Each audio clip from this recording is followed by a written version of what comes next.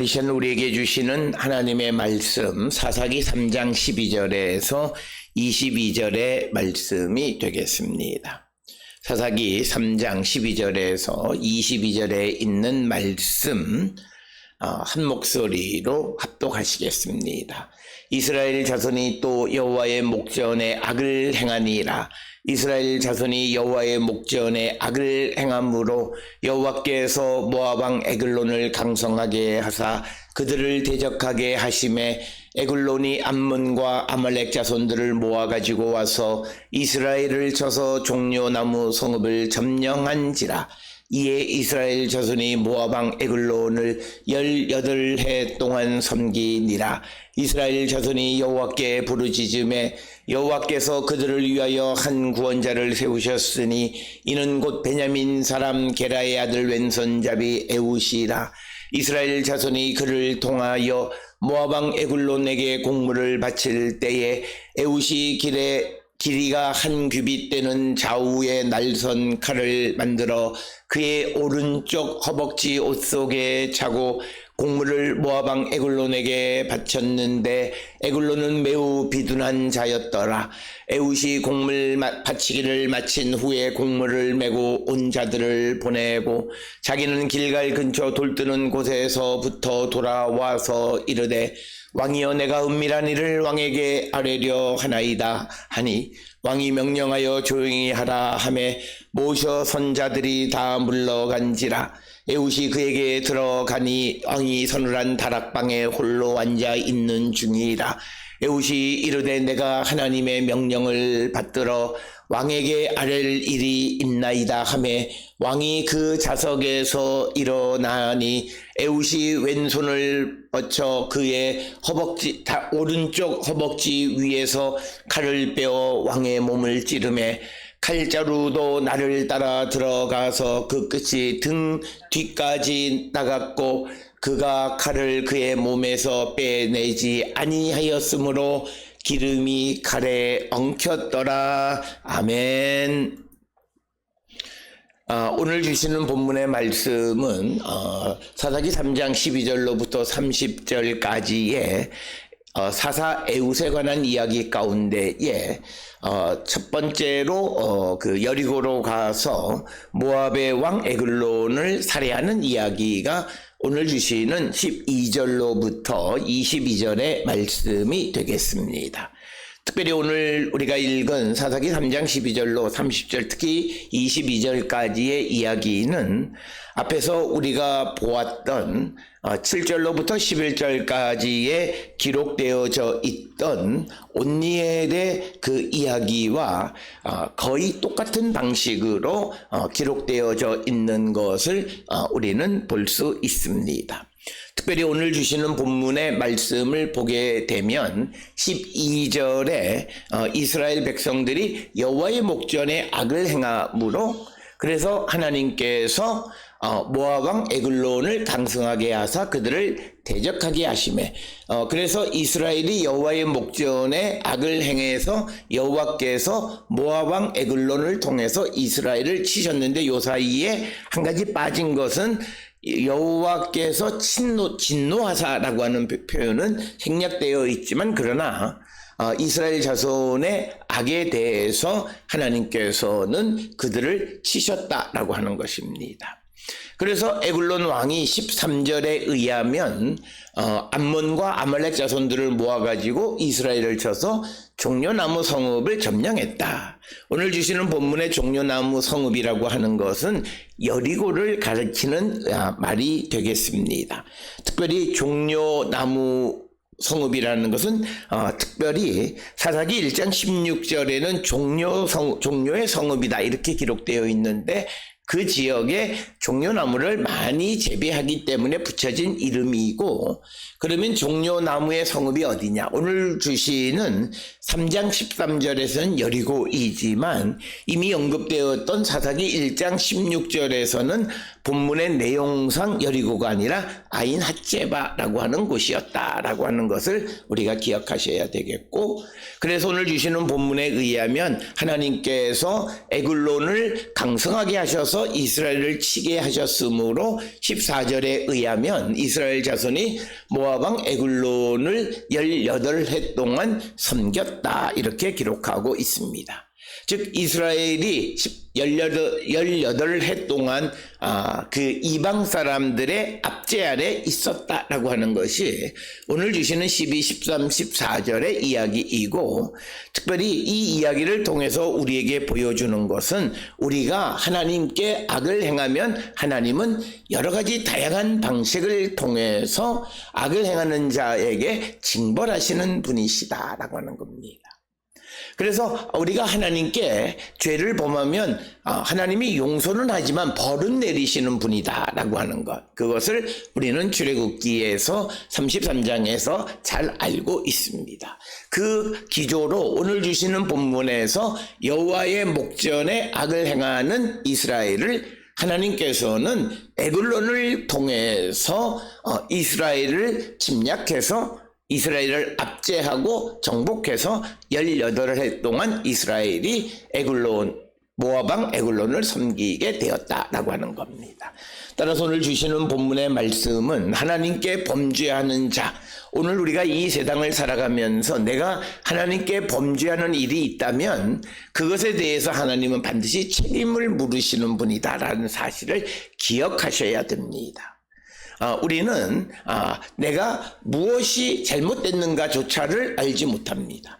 특별히 오늘 주시는 본문의 여호와의 목전에서 이들이 악을 행했는데 그 여호와의 목전에서 행한 악이 무엇인지 자세하게 기록하고 있지는 않지만, 그러나 앞에 온니엘의 이야기, 즉 사사기 3장 7절을 근거로 보면 여호와를 잊어버리고, 즉 하나님께서 이스라엘을 구원해 주신 그 하나님의 구원의 은총을 잊어버리고 바알과 아세라와 같은 다른 신을 섬기게 된 겁니다. 그러자 하나님께서는 그들을 징벌하셨다라고 하는 겁니다.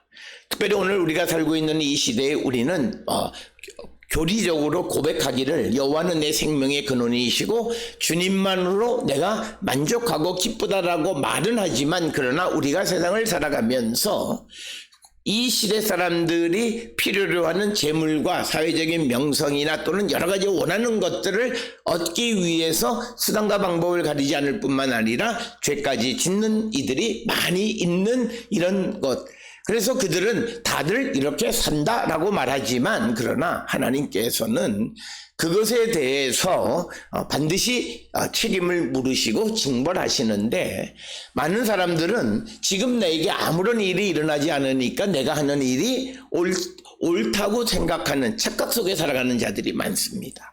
그러나 하나님께서 지금 당장 그를 심판하고 벌을 내리지 않으시는 이유는 그가 스스로 돌아오기를 기다리시는 것이다. 그렇기 때문에 우리가 이런 범죄하는 가운데에서 주께로 돌아갈 수 있으려면 무엇보다도 우리 안에 주님이 계셔야 되고 성령이 계셔서 그 하나님의 말씀을 사랑하는 자가 될 때, 그때 우리는 우리의 잘못을 돌아보고 회개하고 주께로 돌아갈 수 있고, 그 기회를 위해서 주님은 우리를 기다리시는 거지, 오늘 내가 살아가는 삶이 옳기 때문에 내게 아무런 일도 일어나지 않는 것은 아니다라고 하는 사실을 기억하시면서 오늘 주시는 본문의 말씀, 하나님 대신에 다른 것들을 더 사랑하고 그것들을 더 의지하며 살아가는 그런 삶을 살 때 하나님은 벌을 내리시는 분이시다. 특별히 하나님께서 오늘 주시는 본문에서 우리가 꼭 기억하셔야 되는 건 12절입니다. 12절에 그 여호와께서 모압 왕 에글론을 강성하게 하사 이렇게 이야기했습니다. 우리는 알다시피 이스라엘이 출애굽을 할 때 이 모압 땅에 있는 나라들을 이스라엘이 정복했습니다. 그런데 그러니까 그 말은 뭐냐면 파워 밸런스, 힘의 균형 감각으로 보면 이스라엘이 모압보다 훨씬 강한 겁니다. 그건 하나님의 은혜 가운데 있는 이스라엘은 모압보다 훨씬 강해요. 그런데 이스라엘이 하나님을 떠나서 하나님의 도움을 받지 못하는 상황이 되니까 과거에는 이스라엘보다 약했던 모압이 강성해졌다는 거예요. 그래서 여호와께서 모압을 강성하게 하셔서 이스라엘을 대적하게 하셨고, 그래서 이스라엘이 점령당하고 18해 동안 그 과거에 자기들이 지배했던 나라를 섬기게 만드셨다라고 하는 겁니다.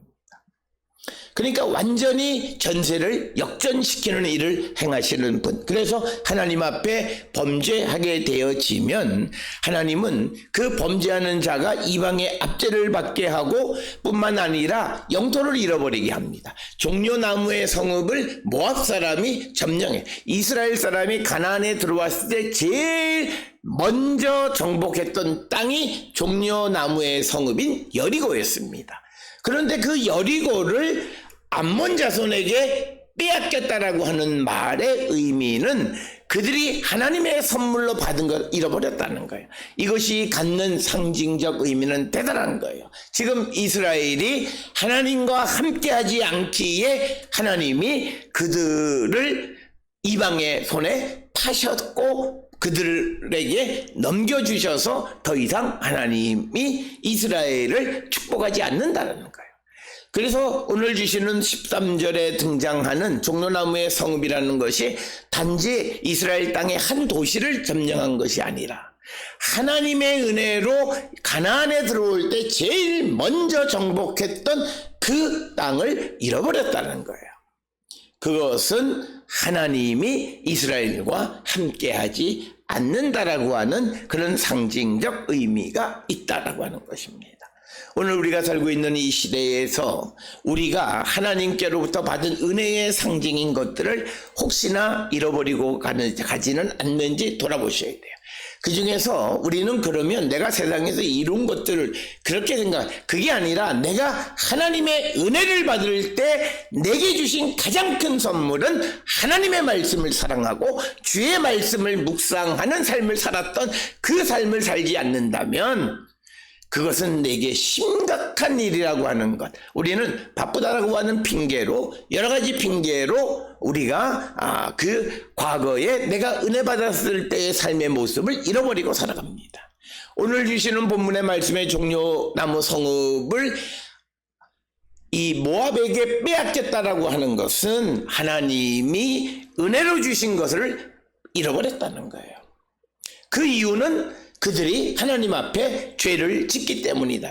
따라서 우리는 우리 자신을 돌아보면서 내가 예수를 믿고 은혜 받았을 때 내가 하나님 앞에 은혜 받았던 삶의 가장 소중한 것이 무엇이었는가? 주님을 사모하고 말씀을 사모하고 성령의 능력 안에 살아갔다. 이 모든 것들을 내가 잃어버리고 살아간다면 나는 껍데기는 교회를 다니는 사람이지만 그러나 하나님의 은혜를 잃어버린 자이고 나를 지배하는 것은 주님이 아니라 모압왕 에글론을 18해 동안 섬기는 그런 처지가 되어졌음을 우리가 꼭 기억을 하셔서 내가 하나님 앞에 죄를 지면 하나님이 내게 주신 은혜를 상실하게 된다라고 하는 굉장히 중요한 것을 우리에게 가르쳐 줄 뿐만 아니라 특별히 오늘 주시는 15절에 보면 이스라엘 사람들이 에웃을 통해서 모압왕 에글론에게 공물을 바치게 됐다라고 하는 거죠. 그러니까 영토만 잃어버린 게 아니라 그리고 정기적으로 공물, 선물을 조공을 바치는 존재, 신세가 되어졌다라고 하는 것입니다. 그래서 오늘 주시는 15절까지의 상황을 통해서 보면 하나님 앞에 범죄한 이스라엘의 처지는 이방의 압제를 받고 하나님이 주신 영토도 잃어버렸을 뿐만 아니라 자신들의 경제적 어려움에 직면해서 조공까지 바치는 그런 신세가 되어졌다. 그래서 그들의 삶 전체가 총체적 위기에 처하게 되어졌음을 우리에게 보여주는 것이고, 특별히 오늘 주시는 본문의 말씀에 보면 12절에 하나님께서 모압왕 에글론을 강성하게 했고, 그래서 모압왕은 암몬과 아말렉 자손과 연합해서 이스라엘을 쳐들어왔다는 거죠. 그래서 오늘 주시는 본문에서는 하나님은 나를 강하게 하실 뿐만 아니라, 그러나 내가 하나님 앞에 죄를 짓고 온전치 못하면 나의 원수를 강하게 해서 나를 통치할 수 있게 하신다라고 하는 거예요.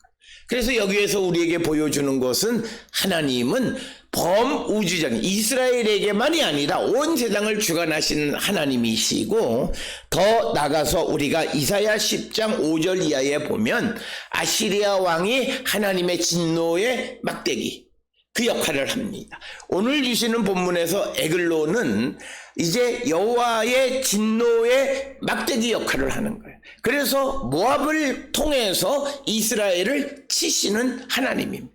그래서 오늘 주시는 본문의 말씀에서는 하나님은 뭐든지 할 수 있어요. 그리고 하나님의 영역이, 하나님의 그 능력이 도달하지 않는 곳은 아무것도 없다는 거예요. 그걸 우리에게 보여주는 거예요. 그렇기 때문에 우리가 이것을 통해서 내가 잘못했을 때는 내가 상상하지 못하는 것을 통해서 나를 공격할 수도 있고, 반면에 내가 하나님 앞에 바르게 세워지면 내가 할 수 없는 것까지도 하게 할 수 있는 능력 있는 분이라는 것을 우리에게 보여주는 말씀이고, 특별히 이방 나라가 하나님의 진노의 막대기라고 하는 것은, 이것은 우리가 이사야서에 등장하는 이야기들로, 특별히 이스라엘이 바벨론 포로와 포로 이후 시대에 그들이 보편적으로 이방에 대한 생각, 이방은 하나님이 때로는 쓰시는 도구가 될 수 있다고 생각해서 아시리아나 바벨론이나 페르시아 이 모든 나라, 그리고 그곳의 왕들도 하나님의 쓰심에 쓰임받는 자가 된다는 거죠.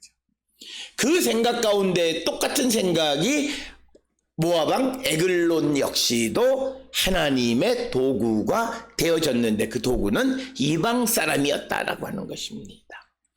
그래서 우리가 이 땅을 살아갈 때마다 하나님 앞에 범죄하는 자가 되어서는 안 됨을 강조하는 말씀이 오늘 주시는 본문의 말씀입니다. 그러자 오늘 주시는 15절에 중요한 것은 이스라엘 자손이 여호와께 부르짖음의 자악입니다. 오늘 주시는 본문의 말씀에 부르짖다라고 하는 것에 사인 동사를 씁니다. 근데 이 짝이라고 하는 말이 째덱이라고 하는 단어를 써도 부르짖다, 같은 그러니까 하나님을 부르다라고 하는 자인을 써서 짝이라고 하는 것은 하나님에게 도움을 요청하는 것이고, 그 다음에 짝이라고 하는 것은 부르짖는 건데, 그것은 고통 속에서 울부짖는 소리, 그래서 하나님 날 도와달라는 거야. 그런데 오늘 주시는 본문에 여호와께 부르짖음에는 그 말은 하나님의 도움을 구했다는 거죠. 그러니까 오늘 주시는 본문에 이스라엘 자손이 고통 속에서 하나님을 찾게 된 거예요.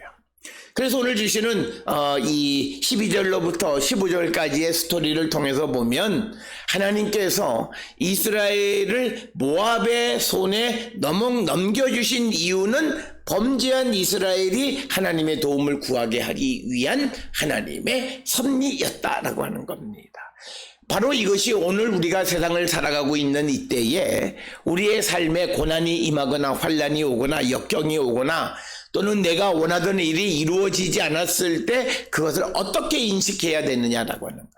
그것은 하나님께서 나로 하여금 주님에게 더 가까이 가게 하기 위한 하나님의 계획과 섭리 가운데 일어난 일임을 고백하고 그 속에서 하나님을 발견하는 자가 되어야 한다.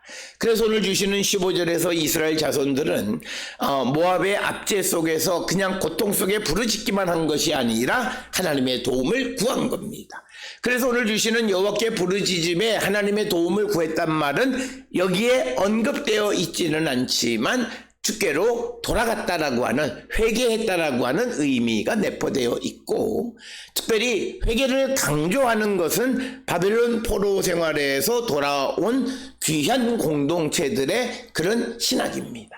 그래서 우리가 잘 아는 역대하 33장에 기록된 므낫세 왕은 열왕기 하에서는 유다가 멸망하는 원인이 므낫세 때문이었다 이렇게 기록되어져 있지만, 역대하 33장에서는 므낫세가 하나님 앞에 범죄하기는 했지만 범죄한 결과 바벨론으로 잡혀간 후에 그곳에서 회개하고 하나님께로 돌아가니까 하나님이 그의 기도를 들으시고 그를 다시 예루살렘으로 돌려보내서 왕으로 세우셨다는 거예요. 회개한 자를 다시 세운다는 거예요.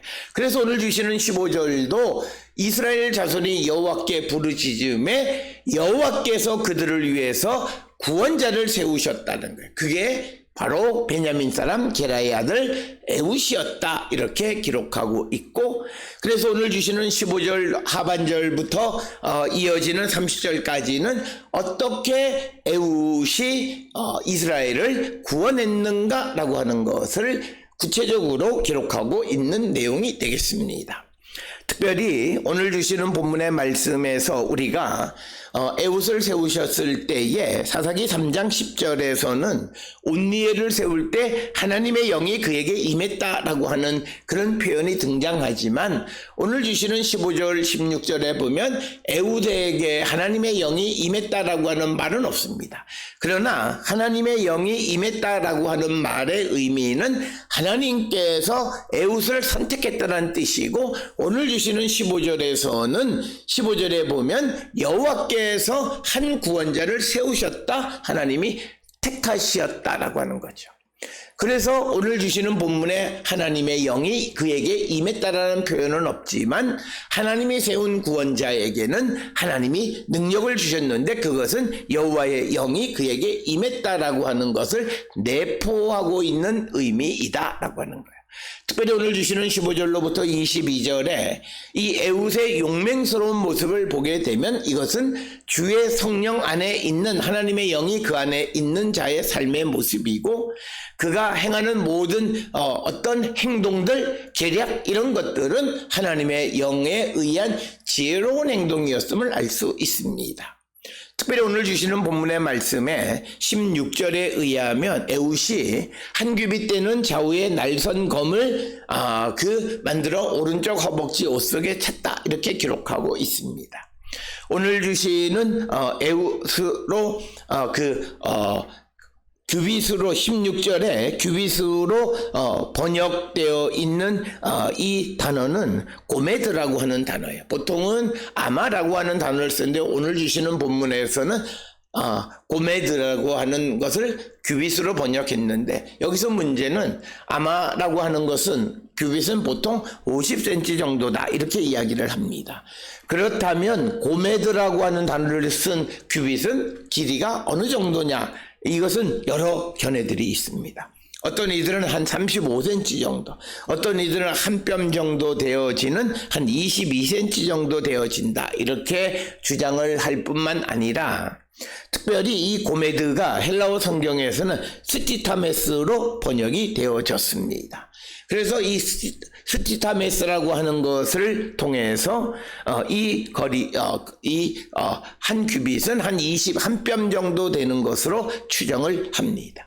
그리고 실질적으로 만약 이 규빗이 한 45cm 정도 되어지는 거라면 어떻게 오른쪽 허벅지에 찰 수 있겠는가라고 하는 현실적인 그런 것도 이 규빗이 한 뼘 정도 되어지는 22cm 정도 되는 것으로 설명을 합니다.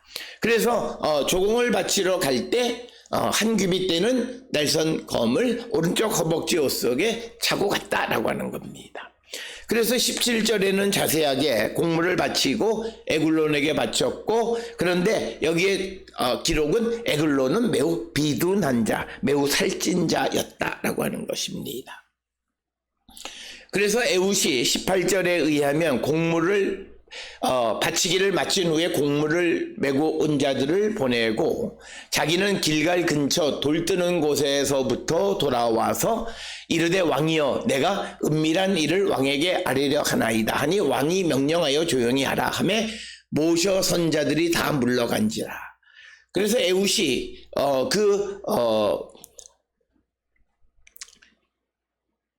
왕에게 말하기를 내가 하나님의 명령을 받들어 왕에게 아랠 일이 있다 이렇게 이야기하니까 왕이 벌떡 자리에서 일어났다. 그리고 그 일어날 때 그를 칼로 찔렀다라고 하는 것입니다. 특별히 오늘 주시는 본문의 말씀에서 우리가 오늘 주시는 본문을 통해서 보면 에훗이 곡물을 바치고 돌아오다 길갈 근처에서 다시 에글론에게 돌아가서 말하기를 내가 하나님의 명령을 받아서 내가 그것을 왕에게 아뢰겠다 이렇게 이야기합니다. 그 얘기를 듣고 20절의 반응을 보니까 왕이 그의 좌석에서 일어났다. 그러니까 오늘 주시는 본문에 지금 왕은 모압 왕입니다. 모압 왕 에글론에게 하나님의 명령을 전한다라고 하는 것은 마치 오늘 우리가 이 불교 신자에게 하나님이 너에게 주는 명령이다 이런 말과 같은 의미가 되겠습니다. 그렇게 되자 그 말을 들은 에글론은 기분이 언짢았다라고 하는 것은 그 자리에서 벌떡 일어섰던 것을 통해서 알 수 있습니다. 그가 자리에서 일어서게 되자 에훗이 오른손을 뻗어서 자기 왼손을 뻗어서 오른쪽 허벅지에 있는 칼을 빼서 왕의 몸을 찔렀고 그래서 그가 에글론이 죽게 되어졌다라고 하는 것입니다. 따라서 오늘 주시는 본문의 말씀에서 에훗이 곡물을 바치고 돌아가다 길갈에서 다시 에글론에게 간 일이나 또 에글론에게 하나님의 명령을 전한다 해서 그를 자리에서 일어나게 한 것이나 그 다음에 그가 왼손잡이여서 오른쪽 허벅지에 있던 칼을 빼서 왕을 찌른 모든 것들은 하나님이 그에게 주신 지혜와 용맹함으로 그 일을 행한 것을 보게 됩니다. 오늘 주시는 본문에 보게 되면 모든 이야기들이 완전히 하나하나가 척척척척 잘 맞아 떨어지게끔 되어 있습니다. 왼손잡이였기 때문에 오른쪽에 있었던 칼을 빼서 왕을 찌르기가 매우 용이했고 그리고 모압 왕에게 여호와의 명령을 말함으로 그의 심기를 격분시켜서 자리에서 일어서게 한 것 등 이런 것들을 우리가 통해서 오늘 주시는 이 본문의 말씀 구체적으로 에훗이 어떻게 에글론을 살해했는가라고 하는 것을 우리에게 보여줌으로써 이것은 하나님의 택함을 받은 지도자가 얼마나 확신 있는 행동, 지혜로운 행동을 하는가라고 하는 것을 보여줄 뿐만 아니라 특별히 이 에훗은 적진에 들어가서 왕을 살해할 만큼 담대하고 용기 있는 사람이었다는 거죠. 그가 이처럼 담대하고 용기 있는 행동을 할 수 있었던 것은 그가 하나님께 택함을 받은 하나님의 영이 그에게 임함을 확신했기 때문으로 우리는 추정할 수 있다라고 하는 겁니다. 따라서 오늘 주시는 본문의 말씀을 통해서 우리에게 가르쳐 주는 것은 하나님의 택함을 받은 에훗처럼 우리도 구원의 확신 가운데에서 용맹스럽게 세상을 살아가는 자가 되어야 합니다. 특별히 오늘 우리가 이 땅을 살아가면서 십자가 증인의 삶을 살지 못하는 가장 큰 이유는 십자가가 나를 구원했다는 구원의 확신이 없기 때문입니다. 성령 안에서 주의 십자가가 나를 구원하셨음을 확신하지 못하기 때문에 그 십자가를 전하지 못한다는 거죠. 구원의 확신이 있는 에훗은 용감하게 에글론을 적진에서 살해하는 용기를 보여준 것처럼 우리도 세상이 복음을 듣기를 싫어하고 예수 믿는 사람들에 대해서 부정적 입장을 취한다 할지라도 내가 구원의 확신 가운데 있다면 담대하게 그것을 전하는 삶을 살 수 있음을 우리에게 보여주는 말씀이 되겠습니다. 오늘 주신 본문을 통해 우리가 세상에 예수 그리스도를 믿음으로 세상을 구원하는 그런 그 사도의 역할이 우리에게 주어져 있는데 그 일을 감당할 때 성령이 우리에게 임함으로 말미암아 하나님의 구원에 대한 확신 속에서 용기 있게 에우처럼 적진에서 에굴론을 찔러 죽이듯이 우리가 성령의 능력 가운데에서 우리에게 주어진 사명을 잘 감당하기를 결단하는 우리 모두가 될 수 있기를 주의 이름으로 축원합니다.